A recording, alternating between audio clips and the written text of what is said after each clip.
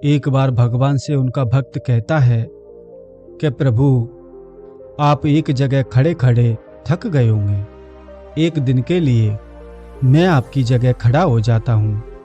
आप मेरा रूप धारण करके बाहर घूमकर आओ। तो भगवान उनकी बात से सहमत हो जाते हैं और मन ही मन में मुस्कुराते हैं। तो भगवान उनसे एक शर्त रखते हैं कि जो भी मेरे भक्त प्रार्थना करने आए तो तुम्हें उनकी प्रार्थना को सुनना है, कुछ बोलना नहीं। मैंने उन सभी के लिए पहले ही सोच रखा है। तो उसने बोला कि ठीक है प्रभु। तो भगवान निकल जाते हैं और उनका भक्त मंदिर में खड़ा हो जाता है।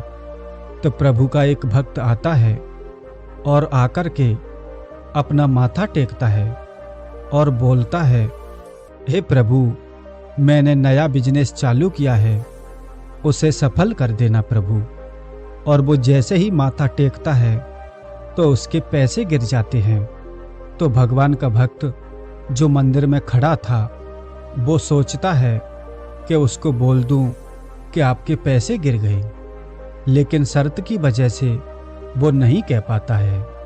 और फिर एक गरीब व्यक्ति मंदिर में आता है और भगवान से प्रार्थना करता है, हे प्रभु, घर में खाने को कुछ नहीं है, भगवान मेरी मदद करो। और फिर उसकी नज़र उन पैसों पे पड़ती है और वो भगवान का शुक्रिया अदा करके चला जाता है। और फिर एक तीसरा व्यक्ति आता है, वो एक नाविक होता है। वो भगवान से कहता है कि प्रभु, मैं कुछ दिनों के लिए जहाज लेकर समुद्र की यात्रा पर जा रहा हूँ, मेरी यात्रा में कोई अड़चन ना हो। तभी वो बिजनेसमैन पुलिस के साथ आता है और कहता है कि मेरे बाद ये नाविक आया है, इसी ने मेरे पैसे निकाले हैं। तो पुलिस उस नाविक को ले जाती है। रात को जब भगवान आते हैं तो उसका भक्त प्रभु को सारी बातें सुनाने लगता है। तो भगवान कहते हैं कि तुमने किसी का काम नहीं बनाया, बल्कि बिगाड़ा था। अगर उस बिजनेसमैन के पैसे गिर गए थे तो उसके कोई फर्क नहीं पड़ा, इससे उसके पाप ही कम हुए, क्योंकि वे पैसे उस गरीब को मिले थे और उसके बच्चे भूखे मरने से बच गए।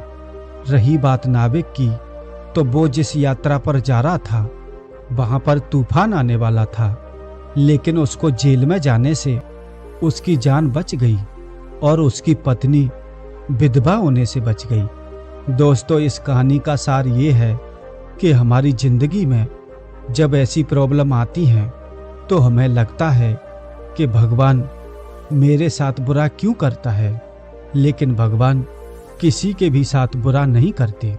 जब भी कोई ऐसी परेशानी आए तो आपको उदास नहीं होना है, क्योंकि भगवान कभी भी किसी के साथ बुरा नहीं करते। दोस्तों, अगर आपको ये कहानी अच्छी लगी हो तो वीडियो को लाइक और हमारे चैनल को सब्सक्राइब जरूर करें ताकि अगली वीडियो आप तक पहुंच सके। धन्यवाद।